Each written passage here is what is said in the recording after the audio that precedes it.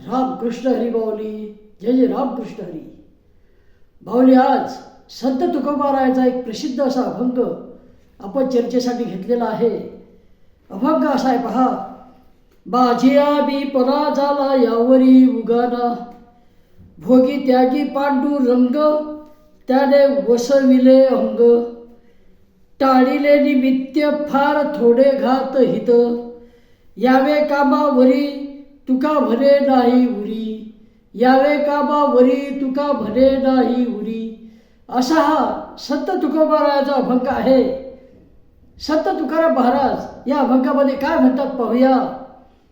माझिया मीपणा झाला यावरी उगाना. माझिया मीपणा झाला यावरी उगाना. आता मीपणा म्हणजे काय हे आपल्याला अगोदर पाहावं लागेल. मीपणा, मी, माझं, मी केलं, हा जो शब्द आहे मी, माझं,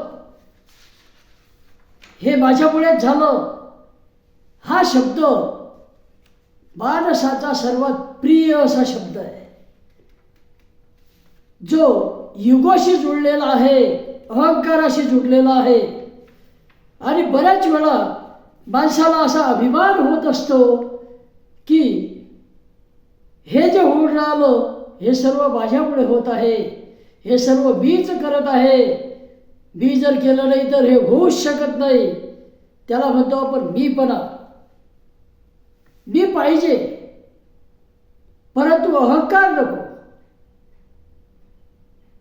कामापुरता मी आवश्यक आहे, परंतु जेव्हा मीपणा येतो, मीच, आणि त्याचा अतिरेक होतो, तेव्हा मग माझ्यामुळेच सर्व काही होत आहे असा अहंकार त्या माणसाच्या ठिकाणी निर्माण होतो.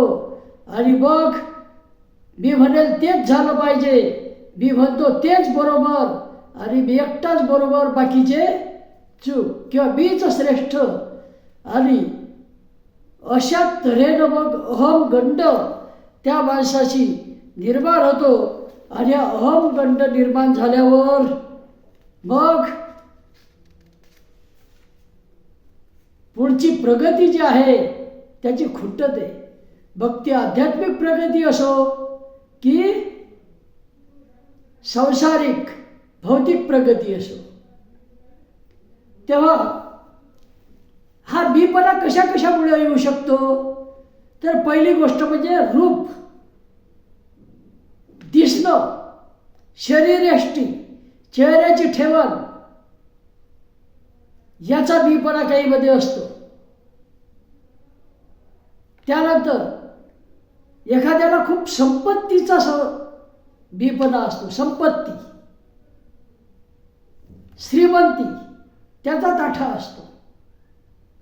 तर एखाद्याला मी खूप ज्ञानी आहे असा गर्व असतो, असा मीपणा असतो. आणि जेव्हा मीच काही आहे, मीच श्रीमंत आहे, मीच खूप ज्ञानी आहे असं असते, तेव्हा निश्चितच तो आजूबाजूला पाहत नाही. श्रीमंती म्हटली तर आपण काही श्रीमंत नाही, एवढे श्रीमंत जगामध्ये लोक आहेत. ज्ञान, ज्ञान किती मिळवलं माणसानं अगदी मरेपर्यंत, तरी तो पूर्ण ज्ञानी होऊ शकतो का? नाही होऊ शकत भावनी, नाही. उलट जसजसं आपलं ज्ञान एखाद्या विषयाचं वाढत जाईल, सखोल आपण त्या विषयाचा अभ्यास करू, तसतशी आपल्याला जाणीव होते की त्या विषयामधलं आपल्याला अजूनही काहीही समजत नाही. जेवढं समजते तो फक्त सागरामधला एक पाण्याचा थेंब आहे. अहमपणा आपोआप निघून जातो. तेव्हा थोडंसं ज्ञान असलं तर मात्र त्याचा गर्व होतो, त्याला वाटते आपल्याला सर्व समजते. तसं नाही. आणि जो असं समजतो तो अहमपणा, हे लक्षात घ्या. आता असाच अहमपणा, महाभारताचं युद्ध संपलं.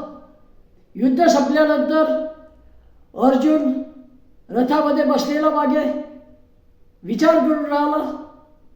त्याला मीपणा आला, अहमपणा आला की मीच सर्वश्रेष्ठ धनुर्धर, माझ्यामुळेच हे युद्ध जिंकलं गेलं.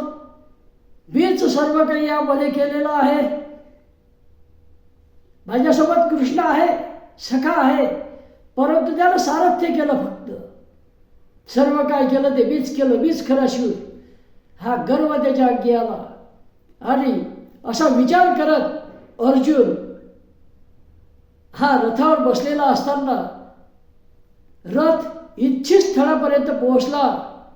आणि भगवान श्रीकृष्णांनी अर्जुनाला सांगितलं, पार्था, तू अगोदर रथाच्या खाली उतर. रथावर बसताना सुद्धा भगवान श्रीकृष्ण अगोदर बसलेले असायचे, ते सारथ्य करत होते म्हणून. आणि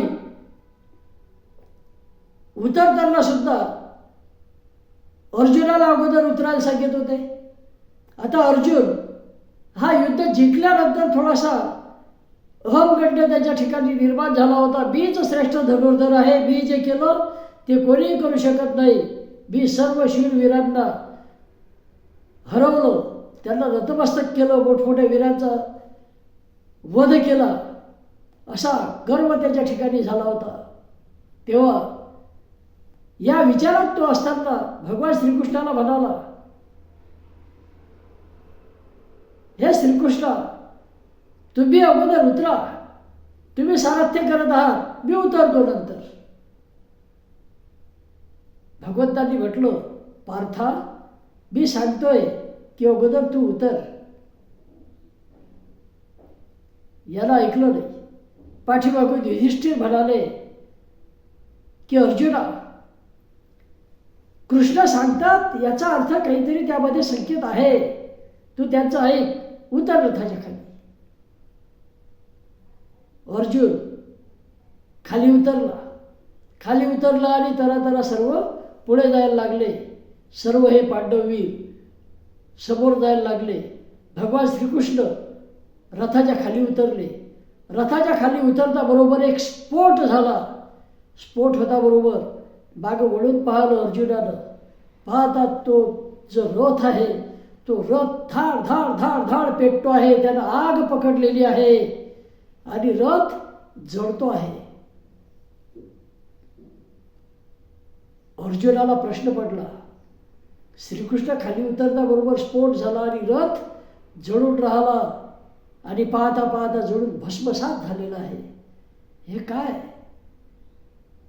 तेव्हा श्रीकृष्ण मात्र त्या रथाच्या बाजूला, जळत असलेल्या रथाच्या बाजूला हसत हसत उभे होते. मुखावर प्रसन्नता होती. अर्जुन त्याच्या जवळ आला, कृष्णाच्या पायावर डोकं टेकवलं आणि विचारलं, भगवंता, हे काय? कृष्णा, हे काय? त्या श्रीकृष्णाने सांगितलं की रथावर असताना युद्धस्थळामध्ये यावर वेगवेगळे अस्त्र शस्त्र यांचा मारा झालेला आहे. बरेचसे तू पलटवून लावले, परंतु त्यातला काही अंश, त्यामधली काही ऊर्जा ही या रथावर शिल्लक होतीच. जी मी ज्या ठिकाणी आसनस्थ झालेला होतो, सारथ्य करत होतो, त्या ठिकाणी ती कोंडलेली होती. मी रथाच्या खाली उतरता बरोबर ती ऊर्जा मुक्त झाली आणि मुक्त झाल्याचा परिणाम काय झाला? स्फोट झाला मोठा आणि रथ पूर्णपणे पेटला. अर्जुनाचा खाडकन गर्व उतरला आणि त्याच्या लक्षात आलं, युद्ध जरी मी जिंकलो असेल, मी पराक्रम केला असेल, तरी तो पराक्रम काहीच नाही. युद्ध जिंकून मी आत्ताच या पृथ्वी तलावरून अवतार कार्य संपवून वर गेलो असतो, माझं जीवित कार्य संपलं असतं, राहिलो नसतो मी. तेव्हा त्याचा जो गर्व होता, अहमपणा होता, मीपणा होता, तो क्षणार्धात पावले नाहीसा झाला. तेव्हा असा हा मीपणा जो आहे, अहमगंड आहे, हा अहमगंड नको असतो. मीपणा कशाचा करता?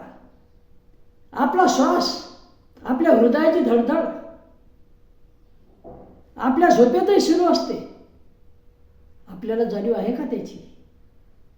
आपल्याला जाणवते का आपण श्वास घेतो झोपेमध्ये?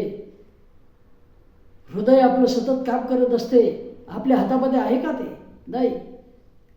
मृत्यू आणि जीवनामध्ये अंतर किती? तर एका श्वासाचं अंतर आहे, फक्त एका श्वासाचं. श्वास बंद, आटोपलं सगळं. मग कशाचा बीपणा? देहभाव, बीचा बीपणा, अहमगंड काही कामाचा आहे का? नाही माऊली, नाही. आणि संत तुकाराम महाराज त्याच्या अभंगामध्ये म्हणतात, महाराज म्हणतात, माझिया बीपणा झाला यावरी उगाला. तुकाराम महाराज म्हणतात, संत सज्जनांच्या संगतीमुळे बीपणामधून, माझं करण्यामधून मुक्त झालेलो आहे. माझा हा बीपणाचा हिशोब चुक्त झालेला आहे. माझा अहमभाव, माझा गर्व, माझा देहभाव हा नाहीसा झालेला आहे. असं कोण म्हणते? संत तुकाराम महाराज म्हणतात माऊली. तेव्हा दुसऱ्या चरणामध्ये महाराज काय म्हणतात पाहूया. भोगी त्यागी पांडुरंग, त्याने वसविले अंग. आता संत तुकाराम महाराज म्हणतात दुसऱ्या चरणामध्ये की माझं जे बन आहे ते पांडुरंगाच्या चरणी लीन झालेलं आहे. माझं सर्वस्व मी पांडुरंगाला अर्पण केलेलं आहे. ईश्वरमय माझं मन झालेलं आहे. मी सुद्धा ईश्वरमय झालेला आहो. आणि त्यामुळे माझा अहंकार, देहभाव, मीपणा सर्व निघून गेलेला आहे. आणि माझं मन ईश्वर प्रेमाने तुडुंब भरलेलं आहे. आणि त्यामुळेच संसारामधील सुख दुःख हे सर्व भोगणारा किंवा त्यागणारा कोण आहे? पांडुरंग आहे, विठ्ठल आहे. आणि त्यामुळे मला कोणताही त्रास त्या सुखदुःखाचा होत नाही. भोगणाराही तोच आणि त्याग करणारा सुद्धा तोच. आणि याच अर्थाचं तुकाराम महाराज एका दुसऱ्या अभंगामध्ये म्हणतात, आहे ते सकळ कृष्णाशी अर्पण, न कळता मन दुजे भावी. आहे ते सकळ कृष्णाशी अर्पण, न कळता मन दुजे भावी. जे काही आहे ते सर्व कृष्णार्पण केलेलं आहे मी. कृष्णार्पण करा. आणि हे ज्याला समजत नाही त्याच्या मनामध्ये द्वैत भाव भरलेला असतो, दुजा भाव भरलेला असतो. हा दुजा भाव दूर झाला, अहमपणा निघून जातो. तुकाराम महाराजांचा अहमपणा निघून गेला. त्यांनी आपलं जीवनच कृष्णार्पण करून टाकलं. आपण कृष्णार्पण म्हणतो कधी? हातातून तेल सांडलं चटकन माझी माय, माझी आत्या यांच्या तोंडामध्ये यायचं कृष्णार्पण. दूध चुलीवर उतू गेलं, उतू जाणे समजते ना, दूध तापवताना वर जाते ते, तेव्हा खूप उतू जायचं. एखाद्या दिवशी म्हशीचं दूध काढल्यानंतर विकल्या जायचं, विकल्या गेलेलं नाही ते चुलीवर ठेवायचे. मग तिकडे जर कोणाचं लक्ष नसलं, दुसरं काम असलं तर दूध पातेल्याच्या वरून जायचं. बघ वरून गेलं, आता गेल्यावर काही इलाज आहे का? म्हणून म्हणायचे कृष्णार्पण. तेव्हा कृष्णार्पण म्हटलं की तेवढंच त्यांना मात्र समाधान लाभायचं की दूध सांडल्याचं समाधान दूध सांडल्यावरही मिळवून द्यायचं. कसं? कृष्णार्पण म्हटल्यामुळे त्याला हे वाटायचं की हे जे मिळालं ते कोणाला मिळालं? देवाला मिळालं, ईश्वराला मिळालं. त्या जसं आपण काही नुकसान झालं तर कृष्णार्पण करतो, तसं म्हणजे करत होते तसं सुख जर मिळालं तर त्यानं सुद्धा ओरडून न जाता हे सुख ईश्वरानं दिलेलं आहे हे असंच टिकून राहील कधी? जर आपण ते कृष्णार्पण केलं तर. तेव्हा असं संत तुकाराम महाराज या दुसऱ्या एका अभंगामध्ये म्हणतात. तेव्हा संत तुकाराम हे पुढच्या चरणामध्ये काय म्हणतात पाहूया. टाळिले निमित्त फार थोडे घात हित. टाळिले निमित्त फार थोडे घात हित. आता मीपणामुळे संसारामध्ये सुख दुःख निर्माण होतात आणि अभिमानामुळेच ते भोगावे लागतात. नफा नुकसान सुद्धा होत असते. परंतु मी अहंभाव दिलेलं आहे. हे सुखदुःख होण्याचं निमित्तच टाकून दिलेलं आहे, निमित्तच ठेवलं नाही. मग आता निमित्त जर ठेवलं नाही, कारणच उरलं नाही, तर काही दुःख होईल का? त्याचं दुःख होणार नाही. कारण संत सज्जनांच्या संगतीमुळे तुकाराम महाराज म्हणतात, मी सर्व सोडून दिलेलं आहे, हे ईश्वरचरणी अर्पण केलेलं आहे आणि माझं पूर्ण जीवित मी ते विधात्याला अर्पण केलेलं आहे आणि त्यामुळे मी याच्या पलीकडे गेलेलो आहे. सुखदुःख निर्माण होतात, त्याचं निमित्तच ठेवलं नाही, तर सुखदुःख निर्माण होण्याचा प्रश्नच नाही. अहंभाव मी सोडून दिलेला आहे, हे माझा हेच म्हणणं मी सोडून दिलं, देहभाव हरपला आणि त्यामुळे मग मी या सुखदुःखातूनही पुढे निघून गेलो. आता नफा नुकसान हे मी काहीही जाणत नाही, मला काही ते समजून घेण्याची गरज नाही. कारण मी ठरवलेलं आहे, करता आणि करविता कोण आहे? भगवंत आहे, पांडुरंग आहे, विठ्ठल आहे. आणि त्यामुळे मला अजिबातही चिंता नाही, माझा मीपणा मी सोडलेला आहे. आता शेवटच्या चरणामध्ये तुकोबाराय काय म्हणतात पहा, यावे कामावरी तुका म्हणे नाही उरी. तुकाराम महाराज म्हणतात, आता आम्ही काम, क्रोध, लोभ, मद, मोह, मत्सर हे षड्रिपू हे तर त्यागलेले आहेतच, त्याचप्रमाणे आनंद, दुःख या भावनांच्या सुद्धा मी पलीकडे गेलेलो आहे.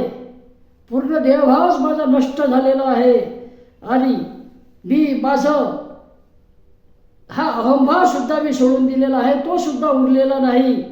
आणि मी माझं सर्व जीवन मी मला स्वतःला विधात्याच्या पांडुरंगाच्या चरणी अर्पण केलेलं आहे. मी त्याच्या चरणी लीन झालेलो आहे. मी म्हणजे पांडुरंग, जे स्वतःला देव समजत नाहीत महाराज, मी म्हणजे पांडुरंग. माझ्यात आणि त्याच्यामध्ये फरक राहिलेला नाही. कोणासाठी? त्यांच्या स्वतःसाठी हे म्हणतात. मी पांडुरंग आहे असं त्यांचं म्हणणं नाही, हे लक्षात घ्या. मी माझं जीवन त्याला अर्पण केलेलं आहे. माझ्या जीवनामध्ये जे काय होईल ते सर्व त्याचं आहे असं मी मानतो आणि त्यामुळे माझ्याजवळ आता काहीही उरलेलं नाही. सर्व जे आहे ते कोणाचं आहे? ईश्वराचं आहे, पांडुरंगाचं आहे. तुकाराम महाराज म्हणतात, यावे कामावरी तुका म्हणे नाही उरी. माझं स्वतःचं काहीच उरलं नाही. कामाधिक कर्म. आता कर्म म्हटलं की आपल्याला वाटते मग सर्व देवानं करायचं, मग करायचंच नाही, त्याच्यापेक्षा देवाला अर्पण करून टाकायचं. तसं नाही. एकनाथ महाराज या ठिकाणी सुंदर असं म्हणतात, कर्मे नैमित्तिक करावी ती आवश्यक, त्याची होय शिवपूजा, चित्त शुद्धी ते सहजा. नैमित्तिक कर्म आहेत ते करावीच लागतात आणि तीच शंकराची पूजा आहे, भगवंताची पूजा आहे असं संत एकनाथ महाराज त्या अभंगामध्ये म्हणतात. आणि त्यामुळेच चित्त शुद्ध होते. चित्त शुद्ध झालं की ईश्वराच्या चरणी लीन व्हायला सोपं जाते, ईश्वर चरणी लागते. आणि हेच तुकाराम महाराजही सांगतात, कर्म करा, फळ मिळणं न मिळणं हे कोणाच्या हातात आहे? ईश्वराच्या हातात आहे. सर्व त्याच्याच हातात आहे. कारण आपल्या श्वासावर सुद्धा त्याचं नियंत्रण आहे. श्वास सुरू असतो, सोडतो, आतमध्ये घेतो, आत घेतो, सोडतो, श्वास उच्छ्वास हे सदैव सुरू असतात. परंतु आपल्याला त्याची जाणीवही नसते. हृदयाची धडकन सुरू असते, रात्र दिवस सुरू असते. आणि हे जे हृदयाचं कार्य चालते, हे कार्य किंवा श्वासोश्वास थांबल्यावर काहीही राहत नाही बावली. सर्व त्याच्या हाती असते. हे इथे जे काय तुम्ही कराल ते सर्व सोडून निघून जावं लागते. काही सोबत येत नाही, काही नाही. म्हणून काही करू नका असं म्हणतात का महाराज? कर्म करावेच लागतात, नाहीतर मग जावंच लागते. तर कशाला करा? तसं नाही, कर्म करावेच लागतात. परंतु कर्म करत असताना चांगले कर्म कसे आपल्या हातून होतील हे पाहणं महत्त्वाचं असते. तेव्हा हे संत तुकाराम महाराज या अभंगामध्ये आपल्याला सांगतात की मीपणा सोडा, अहंभाव सोडा, कृष्णार्पण करा.